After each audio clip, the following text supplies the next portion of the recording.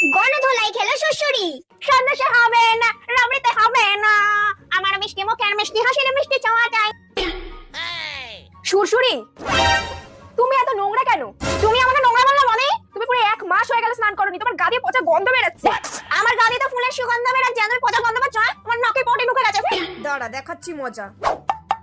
সুরসুরি, আবার কি হলো বদি? এই দেখো তোমার দাদা তোমার জন্য পারফিউম এনেছে। পারফিউম কই দাও তো। ভালো করে গায়ে মেখে নি। যাই এবার কি ছেলে পটাই। যা না, একবার রাস্তায় যা, তখনই আসল খেলা শুরু হবে। মোদি, কে তুমি? আরে আমি শ্বশুরি বুটি কুইন। তোমার এমন অবস্থা কি করে হলো? সময় মল্ল আমার গায়ে থেকে চাদর পাতার গন্ধ বেরোচ্ছে, এইজন্য আমার নাক পাঠিয়ে দিয়েছে, চোখ ভালো করে দিয়েছে।